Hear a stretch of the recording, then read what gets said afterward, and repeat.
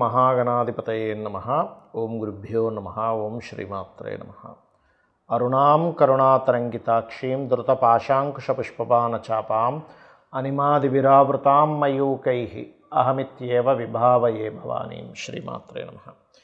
ప్రేక్షకులకి ఆ లలితాంబిక అమ్మవారి యొక్క అనుగ్రహం పరిపూర్ణంగా కలగాలని మనస్ఫూర్తిగా కోరుకుంటూ మనం ఈరోజు చెప్పుకుపోయేటువంటి టాపిక్ ఏమిటంటే నవంబర్ 1వ తేదీ నుంచి 15వ తేదీ వరకు 12 రాసుల వారికి లగ్నాల వారికి చూసుకోవచ్చు. లగ్నాలు తెలియని వారు రాసుని చూసుకోండి. వారికి ఎలా ఉండబోతుంది, ఏ విషయాల పట్ల వాళ్ళు జాగ్రత్త వహించాలి, మరియు గ్రహస్థితి ఏ విధంగా ఉంది అని చెప్పి చూసుకున్నట్లయితే మనకి చంద్రుడు ఈ 15 రోజుల పాటు కుంభరాశి నుంచి కన్యారాశి వరకు సంచరిస్తున్నాడు. ఇక కుంభంలో రాహువు, మీనంలో శని, కర్కాటక రాశిలో గురువు ఉన్నాడు. కాకపోతే గురువుతోని మనకి గురువు 12వ తేదీ వరకు ఉంటూ 12వ తేదీ మళ్ళీ వక్రగతి చెందుతాడు, అంటే అక్కడే ఉంటాడు కానీ వక్రిస్తాడు.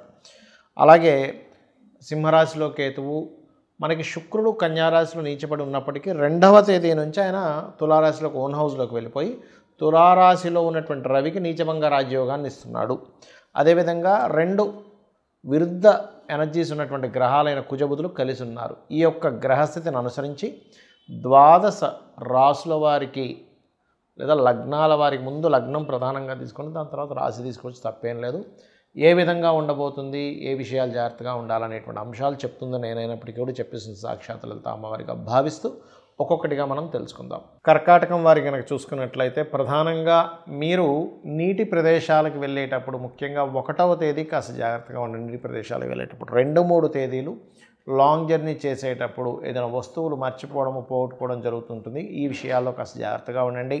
సంతానం కోసం చేసే ప్రయత్నాలు, అదేవిధంగా ఏదైనా ఒక ఐడియా వచ్చి మనం ఆ ఐడియాని ఇంప్లిమెంట్ చేయడం వల్ల వచ్చేటువంటి ఫలితాలన్నీ 6-7 తేదీలు ఉన్నాయి. మీ యొక్క రాశిలో 10-11 తేదీలు కర్కాటకం వారికి గజకేసరి యోగం పడుతుంది. కాబట్టి ఆ యొక్క సమయంలో మీరు కొన్ని ఆత్మస్థైర్యాన్ని పొంది ఏదైతే మీరు అనుకుంటుంటారో ఆ యొక్క ప్రయత్నాలు చక్కగా కొనసాగిస్తారు. అయితే ఇక్కడ ప్రధానంగా కేతు 2వ స్థానంలో ఉన్నాడు కాబట్టి మీకు ఫైనాన్షియల్గా గ్రోత్ కోసం ఎక్కువగా మీకు ₹1 వచ్చినా, రూపాయి ఎవరికైనా ఇచ్చినా కూడా ఒకసారి గణపతిని తలుచుకోండి. గణపతిని నిత్యము ధ్యానం చేయండి. ఫైనాన్షియల్గా మీకు కలిగేటువంటి ఆటంకాలు తొలగిపోతాయి. ఇక మీకు 4వ స్థానంలో రవి, శుక్రుడు. రవికి ముఖ్యంగా నీచభంగ రాజ్యోగం ఇవ్వడం వల్ల government contracts, government medical related మూలంగా వచ్చేటువంటి ధనము, కన్స్ట్రక్షన్ రిలేటెడ్ రంగాల్లో వచ్చేటువంటి ధనము, మీ యొక్క తల్లిగారికి ఏదైనా గవర్నమెంట్ రంగాల్లో చేస్తూ తనకి రావాల్సింది ఏవైనా సరే కొన్ని కంఫర్ట్స్ రావడం, లేదా మీరు గవర్నమెంట్ జాబ్స్లో ఉన్నట్లయితే మీకు ఏదైనా సరే రావాల్సినటువంటివి ఏవైనా కొన్ని రావడం అనేది జరుగుతుంది. కాకపోతే 5వ స్థానంలో ఎప్పుడైతే మీకు కుజుడు, బుధుడు ఉన్నాడో ఇది కొంచెం సంతానంతో షేర్ మార్కెట్ మూలంగా, అంటే షేర్ మార్కెట్లో అదో తొందరపాటుతో ఏదో ఇన్వెస్ట్ చేయడం వల్ల ఇబ్బంది రావడము, సంతానంతో కొంత ఘర్షణ వాతావరణం, కొంత ఫ్రెండ్స్తోని లేదా ప్రేమించిన వారితో కొంత ఘర్షణ వాతావరణం అనేటువంటిది చూపిస్తుంది. కాబట్టి ఈ యొక్క విషయాల్లో కొంత జాగ్రత్తగా ఉండాలి. ప్రధానంగా 10-11 తేదీలు మీరు లోన్స్ కోసం చేసే ప్రయత్నం ఫలిస్తుంది. ఇక వివాహ సంబంధించినటువంటి అంశాలు కనుక చూసుకున్నట్లయితే కాస్త తండ్రి తరపు వారు లేనట్లయితే మీరు బిజినెస్ లైన్లో ఉండేటువంటి వ్యక్తులు, ఫ్యాషన్ రిలేటెడ్ మెడికల్ రంగాల్లో ఉండేటువంటి వ్యక్తులతో కొంత తొందరగా మీకు వివాహ సంబంధించిన ప్రయత్నాలు సక్సెస్ అయ్యేటువంటి యోగం చూపిస్తుంది. దశమాధిపతి అయినటువంటి కుజుడు బుధుడితో ఉన్నందుకు ఉద్యోగ సంబంధించిన విషయంలో మార్పులు చూపిస్తున్నాయి. కొంత ఘర్షణ వాతావరణం కూడా ఉంటుంది. ఫ్రెండ్స్గానే ఉన్న వాళ్ళు శత్రుత్వాలుగా మారేటువంటి ఛాన్సెస్ అధికంగా కనబడుతున్నాయి. ఇక మీరు నిత్యము ఈ యొక్క కార్తీక మాసంలో చేయవలసింది ఏమిటి అంటే, ఈ కార్తీక మాసంలో విష్ణువుకి మరొక రూపమైనటువంటి నరసింహస్వామి యొక్క ఆరాధన చేయడము, నరసింహస్వామి క్షేత్ర దర్శనాలు చేసుకోండి. స్వామివారికి రకరకాల పత్రాలతో పూజ చేయండి. అన్ని విధాలా మీకు బాగుంటుంది.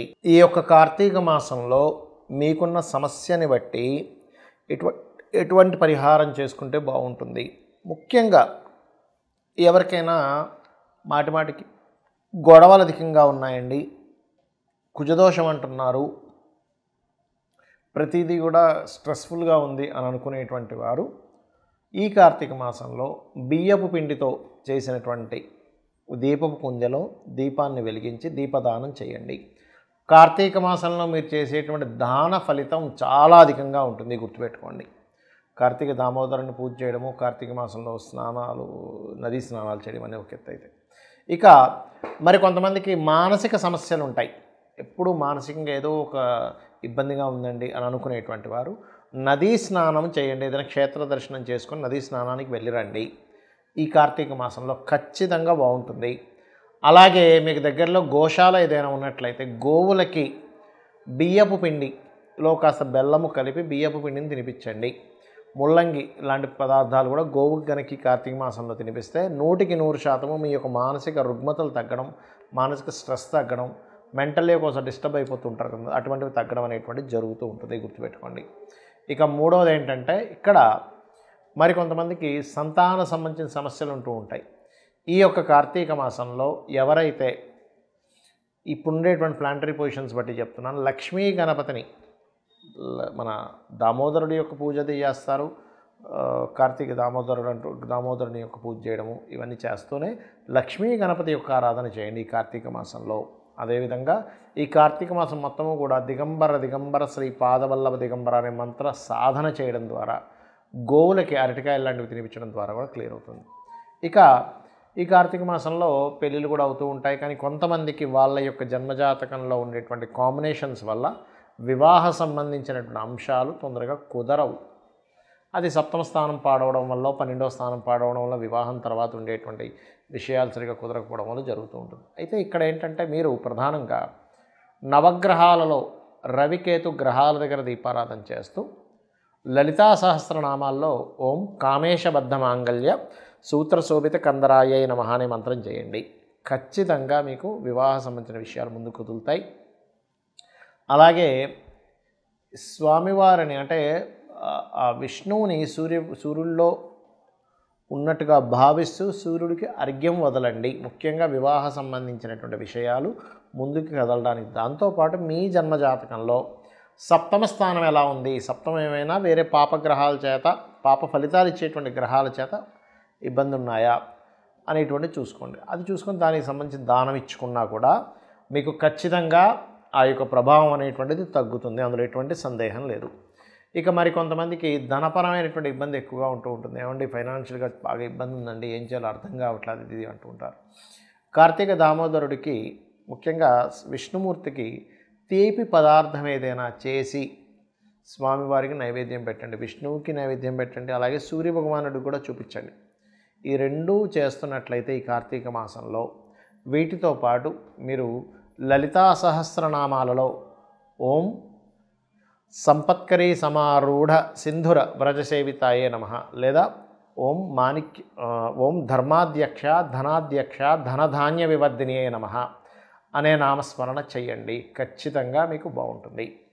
ఇక విదేశాల్లో ఉంటూ ఇప్పుడు ఉన్నటువంటి సిచ్యువేషన్ అందరికీ తెలుసు. అక్కడి నుంచి మనకి యుఎస్ నుంచి వెనక్కి రావడం కానీ, యుఎస్ నుంచి ఇంకో దేశానికి వెళ్ళడం కానీ ఇలాంటివి జరుగుతూ ఉన్నాయి.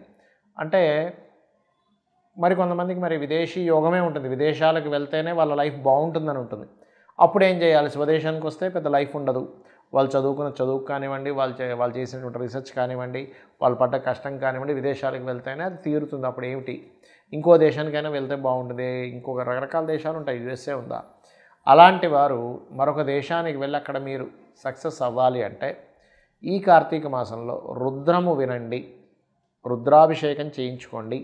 రెండవది ఆంజనేయ స్వామి యొక్క హనుమాన్ చాలీసా అంటారు, ఉదయము సాయంత్రము సంకల్పం చెప్పుకొని ఆ చేసినంత కాలము 40 రోజులు దీక్షగా తీసుకొని కనుక చేయగలిగితే, ఏమండి కార్తీక మాసం అయిపోద్ది కదా అంటే అయిపోయినా పర్వాలేదు, ప్రారంభించడం ఇక్కడ చేయండి. 40 రోజులు దీక్షలా కనుక రోజు ఉదయం సాయంత్రం చేస్తూ సంకల్పం చేసి కొంచెం కొన్ని నియమాలు పాటించాలి. దీక్షలో ఉన్నప్పుడు ఎలా పాటిస్తామో నేల మీద నిద్రపోవడము, కాస్త నాన్ వెజిటేరియన్ లాంటివి తినకపోవడము, కొన్ని బ్రహ్మచర్యం పాటించడం చేసి మీరు కనుక 40 రోజులు ఖచ్చితంగా చేసినట్లయితే రుద్రము వినడము లేదా రుద్రాభిషేకం చేసుకోవడము, ఇంట్లోనే రుద్రంతో అభిషేకం శివుడికి చేసుకోవడము, అలాగే ఉదయము సాయంత్రం ఆంజనేయ స్వామి యొక్క అష్టోత్తరము అంటే ఆంజనేయ స్వామి హనుమాన్ చాలీసా ప్రధానంగా ఉదయం సాయంత్రం కనుక చేయగలిగితే మీ జన్మజాతకంలో ఆల్రెడీ యోగం ఉంది కానీ వెళ్ళలేకపోతున్నాను, లేకపోతే ఇంకో దేశానికి వెళ్ళాలి, ఇక్కడ ఉండేటువంటి సిచ్యువేషన్స్ బాగాలేవు అన్నప్పుడు ఇది మీకు ఖచ్చితంగా పనిచేస్తుంది.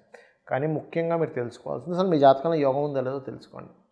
యోగం ఉందో లేదో తెలుసుకోకుండా చేస్తూ ఉంటే ఏమవుతుందంటే ఇది ఇంకొక దానికి దారితీస్తుంది, కానీ ఇది ఇవ్వాలని రూల్ లేదు. ఎలాంటి వాటికి ఇస్తుంది రిజల్ట్ అంటే మీకు ఖర్చులు తగ్గిస్తుంది అంతే. బాగా ఎక్స్పెండిచర్స్ ఉన్నాయి, ఎందుకంటే 12వ స్థానం అనేటువంటిది ఖర్చుల స్థానము, విదేశీ స్థానం. సో విదేశీ యోగం మీకు లేదు కాబట్టి ఖర్చులు ఎక్కువ అవుతుంటే ఆ ఖర్చులు తగ్గించే దాని మీద ఎఫెక్ట్ పడుతుంది. దానివల్ల కూడా ఒక పాజిటివ్ ఉంటుంది, ఉండదని. కానీ మీకు జాతకంలో ఉందో లేదో యోగం చూసుకోండి.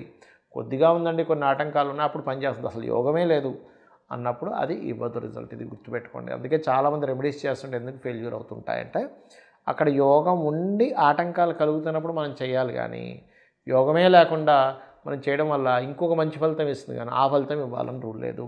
శ్రీమాత్రే నమః.